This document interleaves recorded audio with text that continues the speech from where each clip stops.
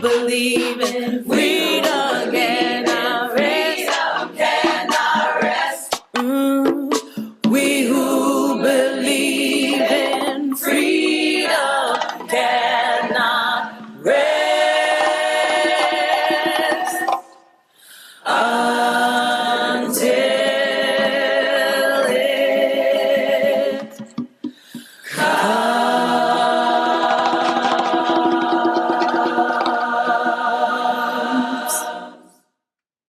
Yes, we who believe in freedom cannot rest, especially now. Welcome to this King and Breaking Silence webinar presented by the National Council of Elders, where the most important question before us will be, what keeps us going, and in what spirit can we carry on in the never-ending quest for liberation? I'm Dr. Catherine Meeks, and I am very happy to be co-hosting this timely gathering of voices, and very happy to be here in this meeting with all of you who've taken the time to come and be with us. As we begin, I want to invite you to use the chat feature and be a part of the conversation in that way. Tell us how you see yourself engaging in doing the work of revolutionary love, and tell us where you're seeing the most hope springing up in this time that we have here. I am delighted to be co-hosting this webinar today with a new friend, Ms. Michaela Warwick. And it is wonderful to be sharing this space with you, Michaela, and welcome. Dr. Catherine, same for me. I just want to say thank you so much for that beautiful introduction. I'm so pleased to be considered for tonight's conversation because it's so clear to all of us that we're at a turning point for humanity. As Dr. King put it decades ago, the choice before us is a choice between chaos and community, between a culture of domination or a culture of collective thriving, between a culture of violence or a culture of peace. So at this time, if we could listen now to the voice of Dr. King speaking at New York's Riverside Church in 1967 and giving us the touchstone for tonight's conversation. This call for worldwide fellowship that lifts neighborly concern beyond one's tribe, race, class, and nation is in reality a call for an all-embracing and unconditional love for all mankind.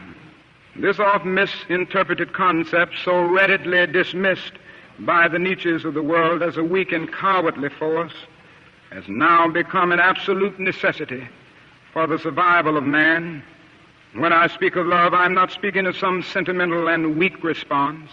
I'm not speaking of that force which is just emotional bosh. I'm speaking of that force which all of the great religions have seen as the supreme unifying principle of life. Love is somehow the key that unlocks the door which leads to ultimate reality. Today is August 6th, and it is Hiroshima Day. And before we go any further, let's take a second to just be silent and think about that. A solemn day when we remember and contemplate with horror what the culture of domination and violence is capable of doing. And also, we are mindful as well that unspeakable violence continues to be the first resort of powerful dominators, notably as we have surpassed 300 plus days of genocide in Gaza. But our task and our privilege tonight is to tell a different story and to sing a different song. In the words of Michelle Alexander, one of our special guests for this webinar, something new is in the air, and it is not just dread. What is still in the air, even now, is hope and courage. What's in the air is that most radical thing of all, revolutionary love. And to be clear, when we speak of revolutionary love, we're not speaking of anything soft or sentimental, although tenderness is part of it. We are speaking of what Dr. King called love in action, a transformative love that is grounded in our souls and gives us the courage to use well-tested organizing tools that can disarm those who oppose us, and then sometimes can even convert them. Revolutionary love demands that we use a lens deeply connected to our heart to clearly see this wounded world. It demands that we live and act in practical ways to heal those wounds, regardless of the cost. Absolutely. And I can testify myself to the power of nonviolence and the power of love through my own work in restorative justice in Philadelphia, and from what I've witnessed at the Gaza Solidarity Encampment at the University of Pennsylvania. Unlike media mischaracterizations, I witnessed displays of what the world could look like if we protected and held each other delicately. Time was shared by reading and making art together, praying together, eating together, and engaging in mutual aid. I've also seen this similar work continued out through the Sudanese community here in Philly, through Philly for Sudan, where they're organizing teach-ins and fundraising campaigns to support the millions of Sudanese resisting the evils of proxy war, as well as those who are impacted in the diaspora. The idea of creating cultures of peace where violence is unnecessary and almost impossible is not a new thing on this earth. But this message has been drowned out in our public life and discourse because violence as a problem-solving remedy has almost become seen as the only way to go. And it feels as if it's in our DNA. And we're going to share now a short video to help illustrate this. A paradise on earth. That's how European colonizers described the islands and mainlands of the Western Hemisphere when their little ships started washing up here centuries ago. But these colonizers promptly turned paradise into a hell on earth. The colonizers took imperial violence to a horrific new level. They established a racial hierarchy to justify their treatment of people as property. They used force and fraud to plunder entire continents, claiming God's blessing for campaigns of carnage and genocide. The culture of violence we live in now flows directly from 500 plus years of settler colonialism and white supremacy. But in the hearts and minds of peoples long abused and oppressed, there was always an indestructible core of dignity, self-respect, and grace. And as this precious seed was nurtured and cultivated by skilled organizers, there arose a spiritually grounded movement to resist and transform evil. In 1955 and 1956, in Montgomery, Alabama, the world witnessed what revolutionary nonviolence can accomplish. That bus boycott was among the first flowerings of a disciplined and creative and courageous campaign that would, over the course of 10 years, end legal segregation in the United States and advance the long march toward an inclusive democracy. When we say that only revolutionary love will save us now, we mean that the techniques and tools developed by nonviolent movements remain as powerful as ever. In the 20th century, active nonviolence not only ended segregation in the US, it also defeated the mighty British Empire, winning freedom and self-determination for hundreds of millions in South Asia.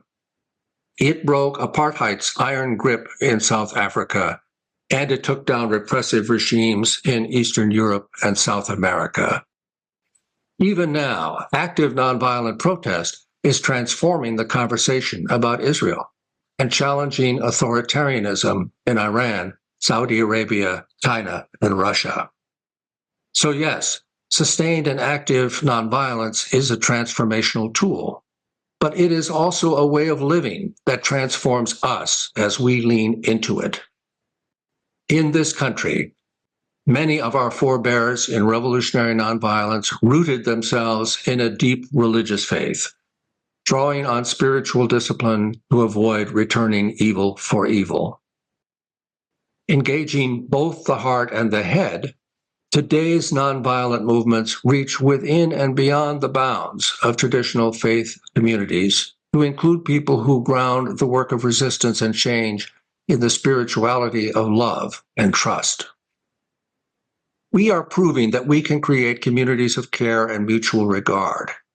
We are showing how we can bring more unity and more joy to our movements. We won't achieve a radical revolution of values overnight, not in the belly of this beast. Creating a durable culture of peace will take patience and time, but now is surely the time to start. The late Grace Lee Boggs, whose spirit still speaks to our spirits, said it best about living through the worst of times. These, she said, are the times to grow our souls. May we learn from all our ancestors in faith, wisdom, and courage. May we persist in holding fast to our humanity as we unite to create a world where everyone, without exception, is seen as sacred. May we grow our souls to receive that most precious gift we call revolutionary love. Our special guests tonight have been invited to reflect on what Dr. King meant when he spoke of love as the supreme unifying principle of life. We are so grateful to have with us the renowned public scholar, author, and freedom fighter, Michelle Alexander, who will also help us unpack the meaning of revolutionary love and the place of love in confronting the crisis of this moment. Professor Alexander will be joined by Reverend Nelson Johnson and Joyce Johnson, two distinguished members of the National Council of Elders who have been demonstrating the power of active love for decades in the work for truth and reconciliation in Greensboro, North Carolina. To learn more about the Johnsons' transformative witness, we urge you to visit the King and Breaking the Silence website, where we have posted an excerpt from a new documentary about their work. Yes, please do visit the website. And as we continue tonight's program, please engage with us through the chat feature, especially if you are at a watch party. Let us know how you hope to be engaged and stay centered and strong at this moment of challenge. We at the National Council of Elders want to support you in your work, and we want this evening to be a continual part of the conversation that you're already engaging in, which is why you're here in this meeting now. So please don't hesitate to come and join us at the website. Come and see us at the website. And now for tonight's main event, a conversation among our sister, Michelle Alexander, our brother Nelson, and our sister Joyce Johnson, which is moderated by our young pastor, Reverend Damian Durr, who is an activist and a revolutionary thinker in his own right. I am honored to be here with all of you this evening as we will look to have a robust and engaging conversation in response to Michelle Alexander's powerful, transformative article, Only Revolutionary Love Can Save Us Now, that was published earlier this year. And I'm especially glad, based upon the fact that I had the opportunity to not only meet the Johnsons and Michelle, meet them at American Baptist College. And that institution obviously served as an incubator for justice and advocacy. And I had the unique privilege of meeting multiple people, C.T. Vivian, John Lewis, Diane Nash, and others who have been freedom fighters and agitators for justice. And of course, that place attracts the individuals like our speakers, our conversation partners for tonight in the form of Michelle Alexander and the Johnsons. So we look forward to what they will share with us as we continue to reflect on this current moment that we're in, but also as we continue to think about the tools of the Spirit and the hope that is still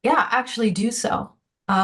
Because in it, he really challenges us to remember that we have more creativity and more power and more genius than we often imagine. But it's only if we are in radical solidarity with one another, if we pledge ourselves to radical solidarity, a worldwide fellowship that lifts neighborly concern above tribe, race, class, nation, an unconditional love for humanity, not just in words, but in deeds, not some kind of sentimental love or romantic love or an abstract notion of love your neighbor, not one that's just convenient or politically profitable or good for our careers, but the kind of love that is rooted in courage and that is clear-eyed and understands the necessity of changing it all, right? And I think that's why, for me, the term revolutionary love has resonance and power, because it's calling us not just to like a touchy-feely love, not an abstract one, but a one that is rooted in an awareness of the dignity and humanity of each and every one of us, no matter who we are, where we've come from, or what we may have done. And a revolutionary love is calling us to act upon that love and to have the courage to take risks, to make sacrifices with the goal of not just tinkering with our systems or with the status quo, but understanding that our economic system, our political system, our militarism, systems of white supremacy, all have to go. But there's no hope for meaningful, lasting change unless we do it with love. And that helped to bring me back to life. And I think reconnect me to the why of this work for me, and also to,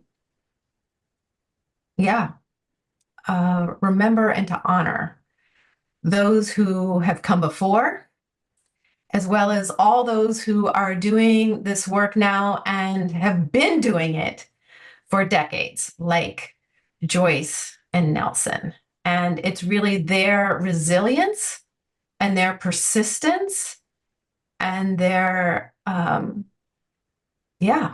unyielding determination to build beloved community, no matter what, that I think is our only hope. Kind of work and the path that they've chosen is our only hope if we are to rise to the challenges of our time. So I am eager to hear from Joyce and Nelson about what revolutionary love means to them and what led them to choose this path, what in their own lives has made them so determined and so committed, and has helped them remain so resilient. So I don't know, Joyce or Nelson, you want to jump in? Yeah, well, thank you, Michelle and Damien. I've been wondering what I might say as well, so we'll both be surprised. But we probably would name revolutionary love as beloved community itself. I was so pleased when I first recall hearing that term, revolutionary love, was from younger brothers and sisters, siblings from Black Lives Matter, and just the energetic gatherings when there was discussion of revolutionary love, and then we'd be asked then. And I love the term. I think it is a more up-to-date terminology, but yet beloved community is a lasting one. And I'm sure that most people who are hearing us, seeing us, will relate that to Dr. King and the movement of the 20th century, which is what we grow out of. We, as younger people, much younger, we're 77 and 81 right now. Nelson raised his hand. And I started out at about 15, I think, and probably Nelson was about the same age, though he's 4 years older. and have been blessed to continue. And Michelle, the question is always to us, what sustains you in this beloved community itself? I, as a young person in Richmond, Virginia, from First Baptist Church, hearing the stories about the children of Israel and fighting for freedom and whatever, that was speaking to me in Sunday school and in church. And it was just a period. It's a season just like the season is now. I won't say just like, but similar to the season we're in now. And I felt called to that work. So it was the marching to City Hall for voting rights, open accommodations fight, you know, to be able to sit at the lunch counters. And had no idea I would end up living in Greensboro, where the A&P4 came out of, and then become personal friends with them. Lewis Brandon's right down the hall. He was one who was not one of the four, but worked actively with them. And he's a part of the National Council of Elders, as the two of us are as well. But revolutionary love says that, first of all, it is a change. It's a change from what love has, how it has been characterized. Love itself has not changed. It is sustaining. It is life-giving. It is healing, nurturing. It brings about possibilities that the human mind can't even always think about. But it can then go into places that seem to be cemented over with harshness and racism and white supremacy and all that, yet seeping through those little places that we can't even see with the human eye, make a tremendous difference. So I love the term revolutionary love that can come out. But as I said, translate for me in my terminology, and we've learned to speak different languages of generations at Beloved Community. There are 4 generations of us who work here every day together. So Beloved Community is a term for me, but I fully embrace my understanding of revolutionary love and look forward to it propelling us to an even higher position of humanity as we move forward. But let me stop at that and invite Nelson to add or maybe even disagree with whatever I've just shared. Well, you know, our understanding of anything is to grow or it can diminish. I think as long as you stay in the struggle to try to change the conditions of the world for the better, the more you have to grow or give up. And I think that growth draws the best out of us as we engage a world that is a nation that is disloyal to its own creeds and documents, that blatantly accumulate riches at the expense of the poor, that casually makes war on other countries in order to enrich itself. Living through all of that gives you a different perspective of the nation, first of all, but it also gives you a different perspective of what it takes to change it. And that's where I think the term revolutionary love comes in. It's not a plaything. It's not a, in the 60s, we would have fun and were somewhat unaware of the danger we were in oftentimes. That's not true anymore. People around you are starving. People are reduced to shooting each other. Folk don't have a place to stay that's warm and comforting. All of that actually are social conditions going in the wrong direction. What does it take to not only confront them, but to change it? It's not a plaything. It's not something where you can give a speech or do a monkey flip or whatever, and it changes. It requires a deep commitment. And I think that's what the revolutionary dimension of it really means.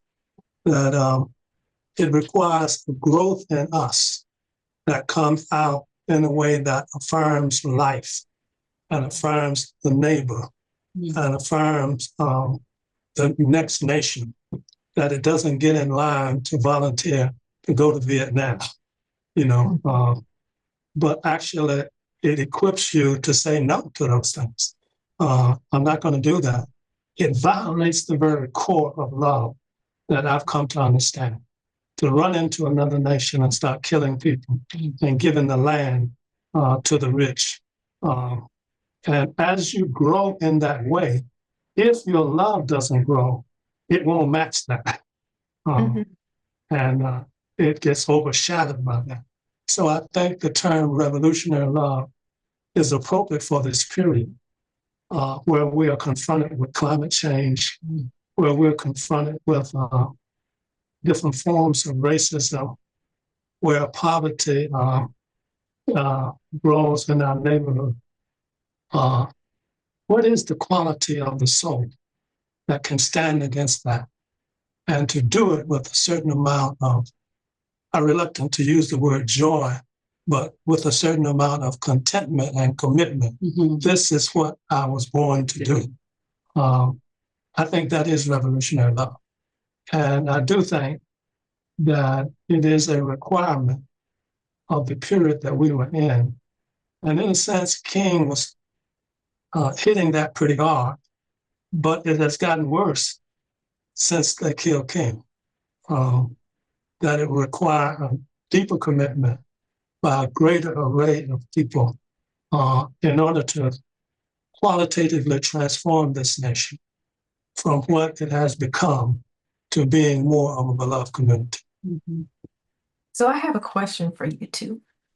I'm curious about, given your experience over the years, what you've changed your mind about, if anything, regarding kind of what revolutionary love requires. And I'm wondering this in part because I know that, Nelson, you mentioned that this path requires growth. It's a path of personal growth, but it's also about collective growth, what it means for a people to grow, but it also requires personal growth and a commitment to that. And Joyce, I hear you talking about the need to have that kind of anchor within you that can be the source of resilience and hope and knowing that the struggle is worth it in the end, no matter what the outcome might be within your lifetime. And so I'm curious. I know that for myself, when I was younger, I really viewed my engagement in social justice work and civil rights work and movement work, such as it was, is really about power and trying to win individual battles strategically by building power, sustaining power. And that frame of mind worked well for me as a civil rights lawyer for many years. It worked well when I was involved in organizing and media advocacy to a point. And then a time came when I began to doubt whether we can ever win through power struggles and movement building alone unless we have a major kind of shift in consciousness, some kind of awakening to the dignity and humanity of one another. And I have been reading this book, Morningside, which is about the Greensboro Massacre in 1979 and the struggle in Greensboro, which the two of you are very much a part of, to get something like justice in response to that massacre, but also to build beloved community more broadly in Greensboro. And I was so struck reading the portrayals of the two of you in your youth and wondering, wow, like how much of the ways that they were thinking and approaching movement work then is similar to or different than it is now. And on the one hand, it is just so obvious, practically on every page, how fiercely committed, deeply committed both of you were. And the movement that you were part of was to doing justice, confronting the Klan courageously, and challenging the powers that be. And I'm really curious to hear whether you've changed your mind about anything in terms of your approach or not. And like, what are the lessons learned, I guess, about the path of revolutionary love and what it takes that you think you may have acquired over these decades? I was just fascinated and inspired to read the story. I'm gonna let the preacher go first. Amen. I think life itself is a journey, and that there's a growth process that you tend to get stronger or weaker as you face the world. A lot of that is related to how you understand yourself, how you understand your neighbor, and how you understand the world itself. And in a sense, I have always felt a certain hope, certain possibility, but it was never alone. It was always over against not that hope and not that possibility. So that's the tension that you live in. And once you accept that, it's an anchor in and of itself. In one of those chapters that you haven't gotten to yet, that I confronted the people who killed my best friend, and I did it on their terms. I went to them in a rural area about 50 miles from here, and I got frightened about halfway there, and I pulled over to the side of the road. It was springtime, and I looked at the blooming trees, and I don't know what it was about them that gave me strength. That the winter was over and spring was coming. So I pressed ahead, and we had a confrontation in the sense that I was led into a room where a guy had a pistol on me the whole time I was there, trying to have a discussion about why they should not come back to Greensboro. The longer I was there, the more comfortable I got. In the sense that I was having a conversation with another human being. And actually, I was getting through to that human being and felt it. Because when I asked him, why are you coming back to Greensboro after you kill people like that? And he said, the Grand Dragon said, because y'all are raping our women. I said, listen to me, Carol. Look at the rainbow of Black people who are out here. You think all that came from Black men raping women? You know better than that.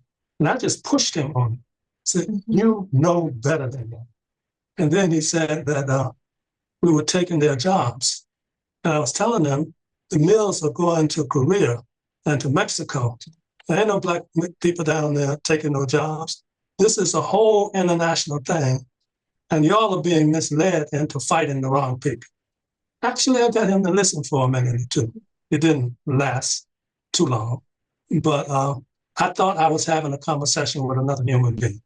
And so all of that's to say, we have the capacity to touch each other on a human level.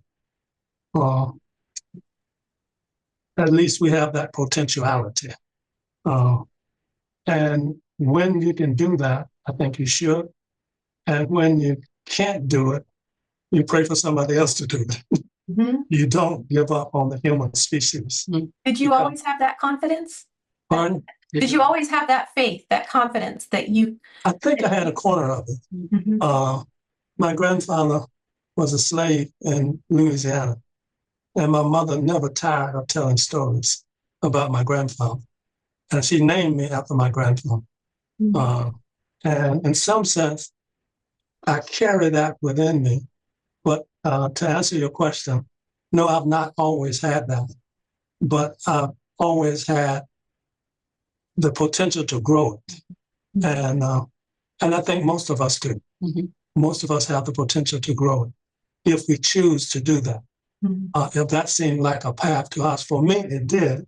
I was trying to stop 100 Klansmen from marching in Greensboro, where I knew the opposition, who were my friends, would clash with them. And God only knows what would happen.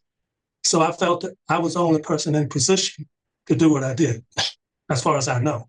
Mm-hmm. Nobody called me up and said, I'll do this. And I did it without consulting with anybody except Joyce. But anyway, that's a long story about pushing through the hardships on the one hand and just the misinformation on the other. And the disbelief that human beings can change. I think they can. I think it's all about what are the conditions conducive to that change, and whether at a particular moment in time you can step into those conditions. And if that moment in time does not present itself, I wouldn't step into it, but it did present itself. If these folk had not been planning to come to Greensboro and march down Main Street, I would never have tried to meet with them. But these things converged, and I felt I had no choice because other lives were on the line. It wasn't just about me. Let me stop there. Otherwise, I might not. My understanding of who or for whom, with whom, on whose behalf I'm working expanded. As a little first colored, then Negro, then Black, then Afro-American, then African-American. Now I'm just see myself as King said, as I was listening last night again, citizen of the world. That all means all. It means, as we say in North Carolina, everybody. So that's been growth. So certainly as a Black female, there are some particularities that I will feel, some affinities to other people who are Black women. But it really is seeing my neighbor being everybody, and fighting on behalf of whatever ways, and knowing that what I might do in Greensboro can make a positive change somewhere else. We were privileged to understand it more deeply as we built ties with people like the Archbishop Tutu, Peter Story, who's still alive. We meet with him about once every couple of weeks by phone from South Africa. Building those ties of unity and knowing that there are people all over the world seeking to build beloved community, revolutionary love in thousands of different kinds of ways. But it's all being sown into the universe. So the moral arc really does bend that way. But we've got to claim that truth as opposed to relying on those lies that it's horrible and there's not enough and we got to get rid of immigrants who are taking away jobs, all the lies that are being told out here, and realize the truth that we're all connected. So my sense of all and everybody, my people, has really expanded. And I think as you reach out and touch that humanity, then people like our grandson are teaching us even more how we are linked, and our Native brothers and sisters have taught us this too, linked to the earth that sustains us and the wind and all that. So we are trying to care more for that. He hardly lets Papa cut limbs on the tree. It's like, you don't want nobody cutting your arm, do you, Papa? You know, so it's just this sense that all is life. And many of our children are learning that, and I think will be more and more respectful of this thing called life. Do you see clear similarities or differences between kind of the movement, decades ago in the 60s and 70s and maybe even into the 80s and the anti-apartheid struggle, and what you see happening today? And I guess I'm thinking in particular about what I often hear in spaces, which is a bit of resistance or even intolerance to kind of a nonviolence message of, as though we've outgrown the need for a nonviolent approach to movement work, and that perhaps the nonviolent frame is, an expression of like the politics of respectability, or not realistic about the limits of what's possible when your opponent has all the power and all the arms and the bombs and the guns. And I'm just curious, like, how much of this feels similar and familiar to the kinds of debates that were going on decades ago, and like, what are the differences do you experience in this moment, both in terms of what's happening in the world and what's happening in our movements? The first thing that jumps out at me is the format in which these debates occur. like the electronic media, some of which I use, some of which I don't. As I said, we are multi-generational here, so I'm assisted by others. But the rapidity in which we come to conclusions about one another, because things do go around the world, 5 or 6 times you say something and then you're, what's the term, canceled. Well, some of our work in the 60s, it was really word of mouth and from the pulpits and the barbershop stools and whatever, mimeograph machine, things just went slow on that level. But I think they went deeper, because now just terms or what have you, people think they know everything. So I've said oftentimes, we have so much information, but we have so little understanding and knowledge. So that's one difference. There's still the debates. And that debate about violence, nonviolence is not a new one. If you just look, even use some of the biblical reports, that's always been going. And the thing is, we often diminish the power of love. Mm-hmm. Love is creative, can not just change things, but can make newness out of old things. I think we have a misreading of the power of love, in the sense that it sounds like a foggy, weak, not too powerful thing. But when it is anchored at the very depth of our being, there isn't anything more powerful. Even killing you gives it more power. So in a sense, how we read and understand love, I think, is critical, because somebody can stand up and say, boo, and everybody run away, because that's how they understand and fear, not love. In light of what you all just shared, because part of what I'm thinking here is you all have shared so richly. Michelle, I just wanted to know, given what the Johnsons have shared in terms of timing and growth and the changes that they've made, or just the nurturing of love, I'd be interested if you could just briefly share how have things evolved for you since the coming out of the new Jim Crow. Obviously, you spending time at Union Theological Seminary, because it seems as though over time, right, as you mentioned earlier, what you thought about in terms of power at one point, but then it seems as though your language has continued to be rooted in spirit language, faith language, a deepening of morality. So I'd just be interested, before we get out of here, just for you to share just a little bit of your own continued evolution since the book came out, in terms of, and then where you are now. Yeah, when you read my mind, that's exactly what I wanted to ask. Oh yeah, see, we all look right. We on the same team. That's right. Well, the most honest thing I can say is that it was through meeting Vincent Harding and the people he introduced me to, including Joyce and Nelson and Grace Lee Boggs and other elders who had been in this work for a long time and who are willing to share very generously with me some of their wisdom, their insight, their experience, that helped to awaken and kindle within me an awareness, not only that more is at stake in our justice movements that often appears kind of on the surface of things, but that some part of me had always known that to be true. And, that's part of, I guess, why I was asking Joyce and Johnson about their own growth and whether kind of that part of them that was committed to this path of revolutionary love always existed or was new. And it was interesting, because what I heard them just say is that, yes, it always existed, and it's been new and evolving. And I think that was true for me too.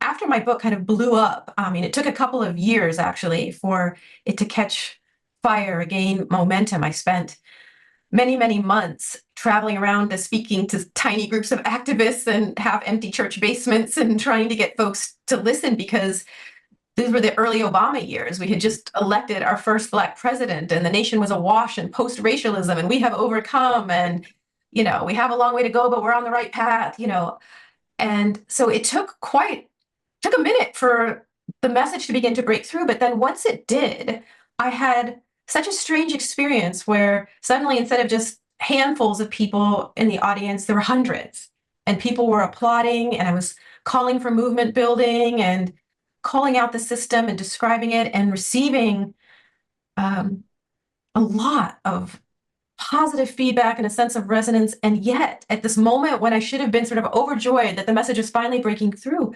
I was feeling tremendous despair and this kind of empty feeling like maybe nothing's really ever going to change. And it was such a strange feeling, this sort of empty, all sound and fury and signifying nothing was the voice I kind of kept hearing within me. And when Vincent Harding invited me to come speak at the Iowa School of Theology, I gave my new Jim Crow speech and got the applause and walked off the stage with this empty feeling in my heart. And Vincent pulled me aside and sat me down and said, as he would, in his deep, slow voice, "Thank you, Sister Niece Michelle, for your work, for your research." Said, "But I think there's a deeper message here that you're struggling to articulate and maybe even claim for yourself." And he said, "I think that deeper message is what Jesus was trying to say, which is what you do unto the least of these, my brethren, you do unto me." He's like, that is the message. That's what this is all about. It's not just about the power and the politics and the laws and the policies. It's about the dignity and divinity within each and every one of us. That's the message. That's what this is about. And, something just really shifted in me hearing the message. And I will say, I am not a Christian. I did not grow up in the church. I have not had a faith community in my life. And yet I experienced those words as the truth. And that really is what began a journey with Vincent, that where he would have long phone conversations with me, and he gave me the book Jesus and the Disinherited, and began connecting me to people that he had labored with over the years who understood that there was a deeper dimension to this work, and we're moving from that place. And after Vincent died, I kind of reached a point where I realized there was another path for me that I was wanting to explore for myself. And that's where I am on my journey. I am exploring and learning and trying to grow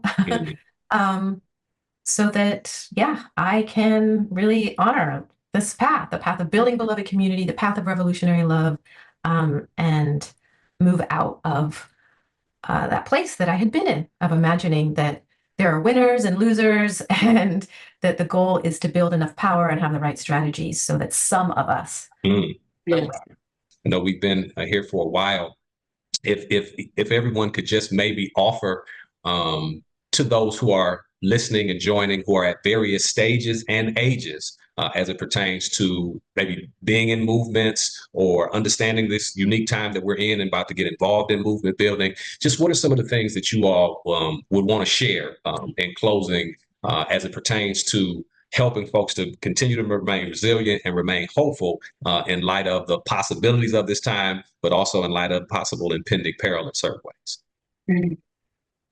Well, something that's been stirred inside of me is Michelle spoke about a mutual mentor, Vincent G. Harding, and Michelle's young enough to be our daughter. Our daughters are the same basic age as she, and Vincent probably was close to being old enough to be our father, but he certainly acted that way. And he loved music. I love it as well. And I will just urge those who are listening to find you a couple of songs. I didn't mention that when Michelle asked what helps sustain me. And as I've learned to hum or sing, sometimes I just break out singing, and Vincent would laugh. He's like, "Joyce, that just little shaky voice." Well, I'm not a singer, but I say I sing. And find your songs. I very much appreciate this discussion. It was inspiring, insightful, and very helpful. We Another song we used to sing is that we've come a long way, but we have a long, long way to go.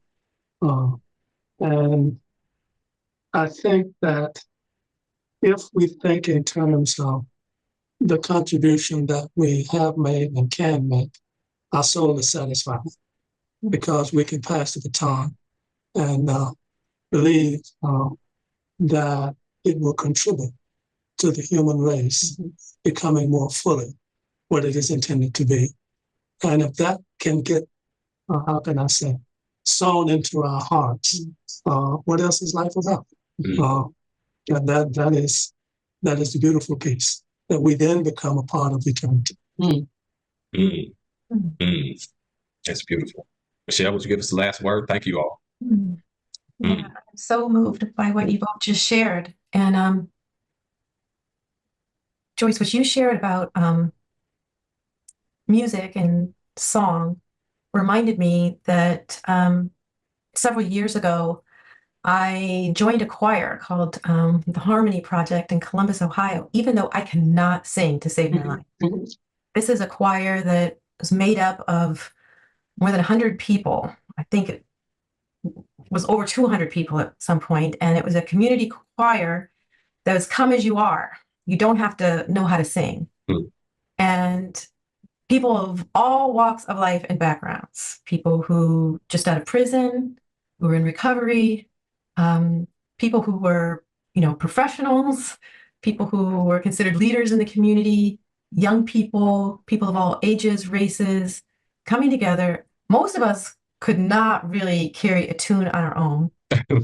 And somehow together, we were able to sing and find harmony and do a big performance for the community, singing really inspirational songs about what we can be and do together. And that experience of singing with others who could not sing, and yet somehow together we could find harmony, was just one of the most beautiful, transformative experiences that I've had.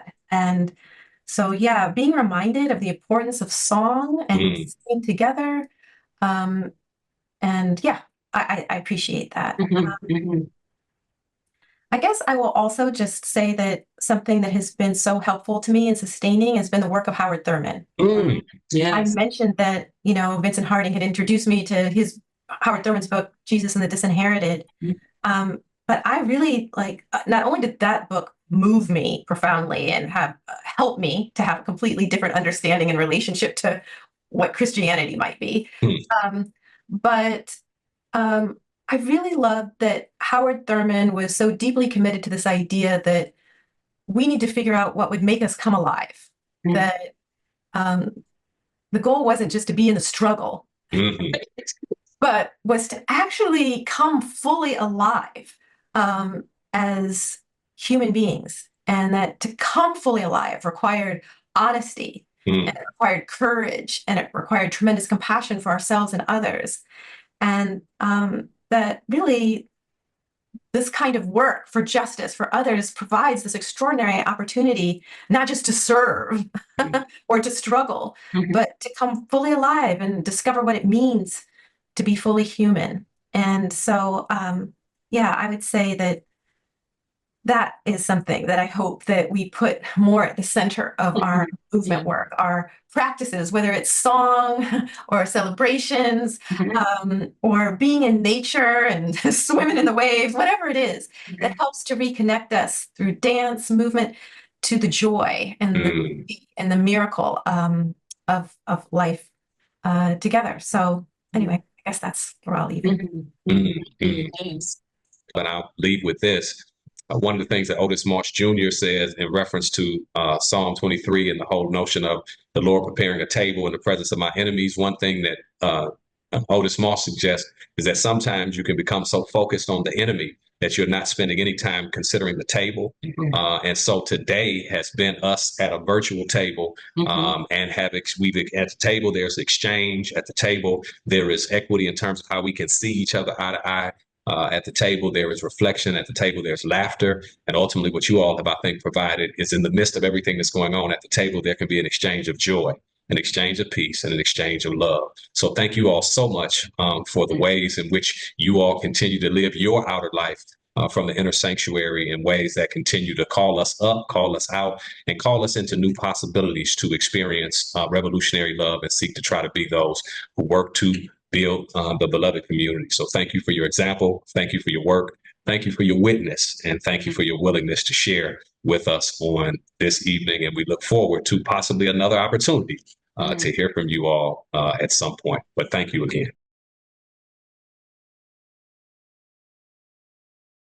Beautiful. So I can see from some of the comments that have been left in the chat that you all share in our delight to bear witness to this transfer of energy between Reverend Damien Dorr, Professor Michelle Alexander, and Reverend Nelson and Joyce Johnson. Towards the end, it was beautiful to hear these leaders speaking on the need to have song and also lifting up the name of Dr. Vincent Harding.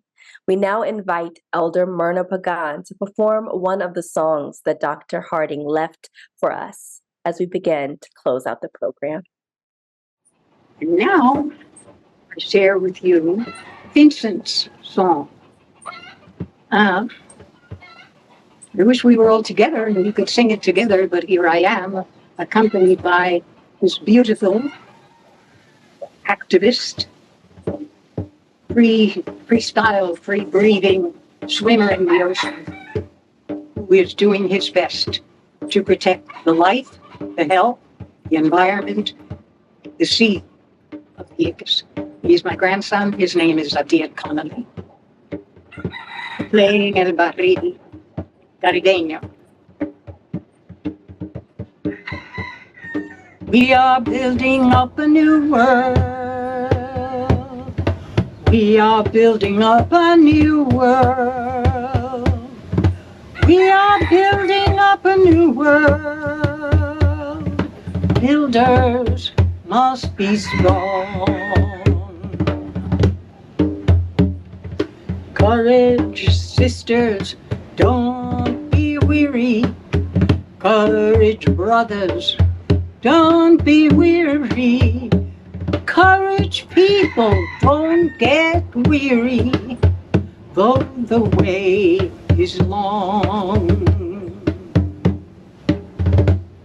Stand, shine, give God glory. Stand, shine, give God glory. Stand, shine, give God glory. Children of the light.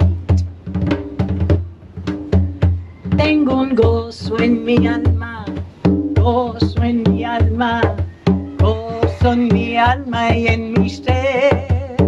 Es como un río de agua viva, río de agua viva, río de agua viva en mi alma y en mi ser.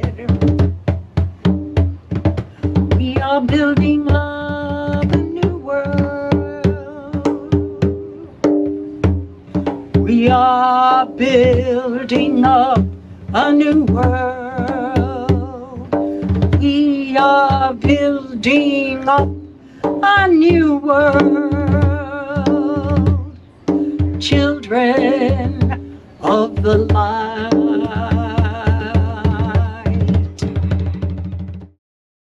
At the Council of Elders, we operate in the firm conviction that our energies for active nonviolent resistance today are inspired and undergirded by all of the witnesses that have gone before us and who continue to give us a hope and courage.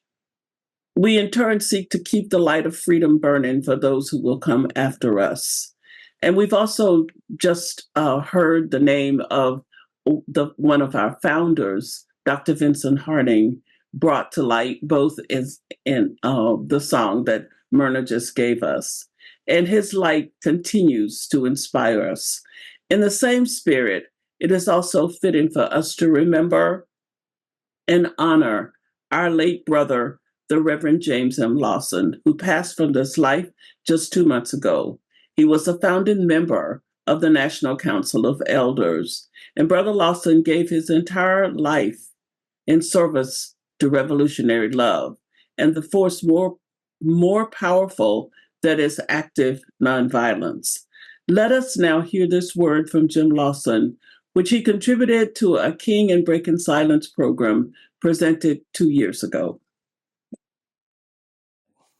The United States must experience a series of nonviolent campaigns that will make what we did in the 20th century look tiny and small and calm in comparison. That is what I insist has to happen.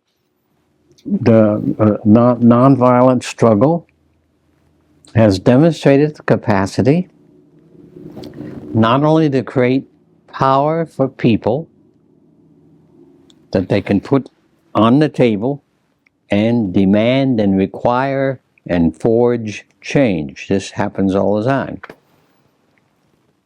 But then we've seen nonviolence in the same process begin the conversion process of those of us who use it.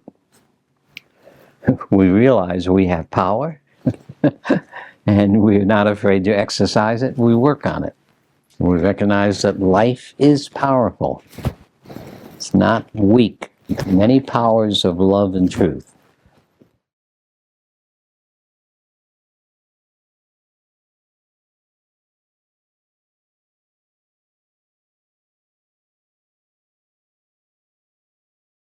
Wonderful. Rest in power, Reverend James Lawson, as we seek to carry it on. So now I just want to say we thank all of you for spending time with us and sharing your thoughts in the chat, as well as the beautiful energy that emanated towards us. So be sure going forward to visit the King and Breaking Silence website to see our other programs, to find resources and pathways to be engaged in the work of nonviolent transformation yourself on your own turf. And be sure as well to check out the National Council of Elders podcast episode that will drop tomorrow. This episode, hosted by my wonderful co-host, Dr. Catherine Meeks, explores some of the same issues that we've been exploring tonight. The nerve conversation with movement elders. We will close out our program in loving remembrance of yet another elder who left us very recently, Dr. Bernice Johnson Reagan, who started singing for freedom and doing the work of liberation at age 19. Among her many, many gifts to the movement, Dr. Reagan composed Ella's song, which is the one that we began our program with tonight. Please continue to watch, continue to struggle, and continue to find strength to love. Amen. Oh, will the circle be unbroken by and by, Lord, by and by?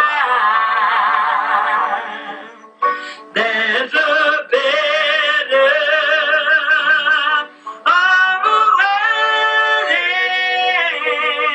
in the sky, Lord, in the sky. Well, I told the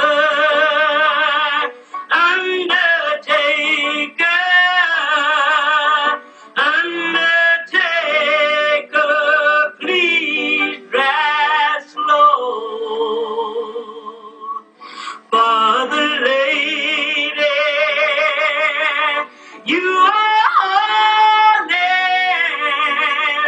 oh, I hate to see her go.